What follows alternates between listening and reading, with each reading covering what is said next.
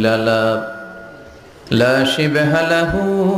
ولا شبيه له لا ولد له ولا والد له